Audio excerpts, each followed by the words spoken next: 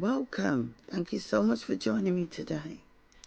I think we should ask ourselves some questions. You can hear from my voice that I'm not feeling great, but I have to show up for you. I do my podcast every week and I'm going to continue to do it that way. Sick or not sick, I'm always going to show up. So excuse me. But this subject leaves me perplexed and it disturbs my peace and on many occasions has kept me up at night. I wonder why we allow our leaders and the media to control us. They feed us what they like, and the worst thing is, we eat it. How do they actually get us to do things without question or without little or no resistance? How? For example, we engage in wars, judging, harming, and even killing people we don't know.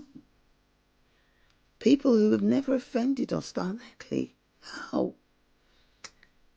And if the soldiers fight the wars and are fortunate enough to make it back, maimed, traumatized or harmed, what help do they get? How many veterans are homeless or suffer from mental illness? How many? What support do they get? While the decision makers, our leaders, the puppeteers, where are they?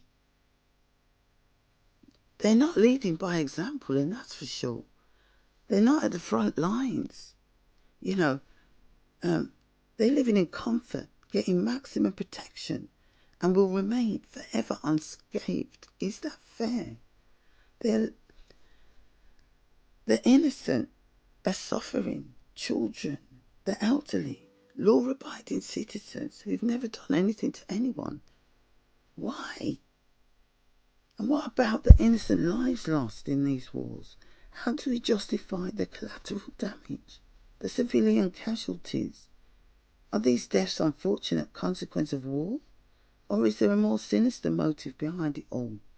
The worst part is, it's the civilians that get abused, shot, raped, starved, blown up and killed, not the politicians.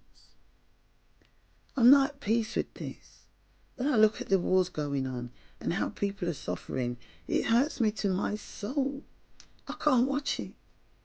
It doesn't sit well with me, and I'm vocalizing it. Have you ever stopped to think of how much the government actually controls us?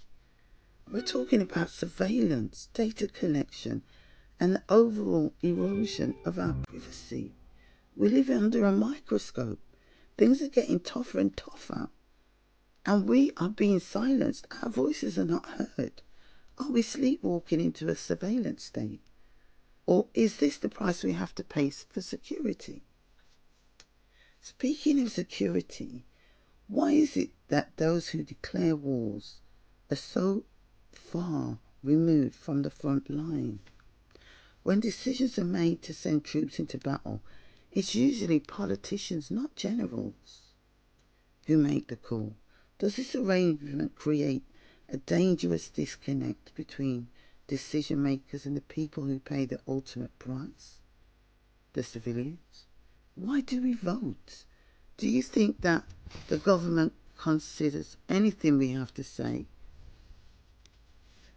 Do they actually live in the world that we live in? Let's shift our focus to those who pull the strings. Who are they? And why do they seem immune to the consequences of their actions? Are they truly untouchable? Is there a way to hold them accountable for the decisions they make? Whatever decisions they make, they should lead by example. In maritime tradition, the captain used to go down with the ship. That was true leadership. Are we, as a general public, complicit in all of this? Do we willingly surrender our freedom and support their actions? Or are we simply pawns in a much larger game that we have little or no control over? Is there hope for change? Can we as individuals influence the course of our governments and the world at large? Or are we trapped in a never-ending cycle of manipulation and control? Finally, what can we do to uncover the truth and demand transparency from our leaders? Are there steps we can take to become more informed, to challenge the status quo, to make a difference in this complex web of power and control and deception? I have so many questions. What does the future look like for our children, our children's children, and our children's children's children? Do we do nothing or start standing up for something?